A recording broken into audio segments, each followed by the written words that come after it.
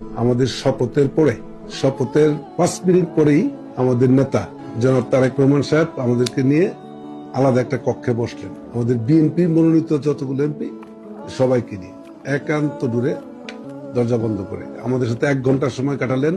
নসিহত কিছু কথাবার্তা বললেন, ওনার কি প্ল্যান, উনি কি চান, আমাদের কি করণীয়। এর মধ্যে 2টা কথা বললেন যে আমার প্রথম ইচ্ছাটা আপনাদের কাছে প্রকাশ করি, আপনারা কি আমার ইচ্ছাটা পূরণ করবেন?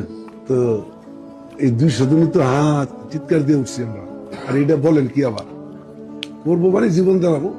প্রথম ইচ্ছাটা হলো এই যে এমপিরা ট্যাক্স ফ্রি গাড়ি নেয়, এটা আইন করে বন্ধ করতে চাই। আর দ্বিতীয় ইচ্ছাটা হলো এই যে এমপি হলেই পরে ঢাকাতে একটা প্লট বরাদ্দ নেয়, এটা আর হবে না। কি বলেন? একজন এমপির সাথে কিন্তু এখানে ঘটনা প্রায় 10 কোটি টাকার ঘটনা।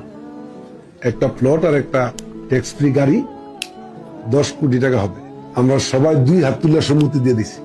এই সম্মতিটা দেওয়ার পরে আমাদেরকে বলছে, সম্মানিত এমপি মহোদয়, আমি আজকের পর থেকে কোনো একজন সদস্যের বিরুদ্ধে এমন কোনো কথা শুনতে চাই না যেই কথাটা শুনলে পরে আমি বিব্রত হই। আর শুনে রাখেন, এমন কোনো ঘটনা, এমন কোনো কথা, এমন কোনো কাজের কারণে আমি যদি বিব্রত হই, তাহলে কিন্তু তার পরিণাম খুব ভালো হবে না, তাকে শাস্তির আওতায় নিয়ে আসবো। 2টা জিনিস দিয়ে দিছি। ওরা কি পুরস্কার দিচ্ছে দেখছেন নি? গাড়ি আর বাড়ি দিয়ে দিলাম, পরে পুরস্কারটা কি দিছে? শাস্তির আওতায় দিবে।